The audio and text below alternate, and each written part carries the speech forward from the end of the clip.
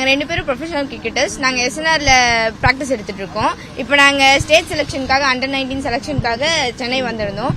அப்போ last time வந்து நாங்கள் உதயநிதி அண்ணாவை மீட் பண்ணி எங்களுக்கு ஸ்பான்சர் கேட்டு அவர் எங்களுக்கு ஸ்பான்சர் பண்ணியிருந்தாரு. அது எங்களுக்கு ரொம்பவே ஹெல்ப்ஃபுல்லாக இருந்துச்சு. So thank you உதயனா. அண்ட் இப்போ உங்களுக்கு வந்து தேங்க் பண்ணலான்னு சொல்லிட்டு இப்போ உங்களை வந்து மீட் பண்ண வந்திருந்தோம். எங்களுக்கு ரொம்பவே ஹாப்பி, ரொம்பவே சந்தோஷமாக இருந்தோம் உங்களை செகண்ட் டைம் மீட் பண்ணதில். ஸோ தேங்க்யூண்ணா, தேங்க்யூ ஆல். உங்களோட டெய்லி நீட்ஸ்க்கு எவ்வளவு ஹெல்ப்ஃபுல்லா இருந்துச்சு? 90,000 பண்ணியிருந்தாரு 2 பேருக்கும் ஈச் 90,000. அது எங்களுக்கு நாங்கள் கிட் வாங்குறதுக்கு, அப்புறம் எங்களோட அகாடமி ஃபீஸஸ் பே பண்ணுறதுக்கு, அந்த மாதிரி எங்களோட ஆக்சசரிஸ் கொஞ்சம் நம்ம கிரிக்கெட்க்கு ஆக்சசரிஸ் என்னென்னலாம் வேணுமோ அதெல்லாம் வாங்குறதுக்கு கொஞ்சம் யூஸ்ஃபுல்லாக இருந்துச்சு. எங்கள் சேஃப்டிக்காக வாங்குறதுக்கு எல்லாத்துக்கும் ரொம்ப யூஸ்ஃபுல்லாக இருந்துச்சு.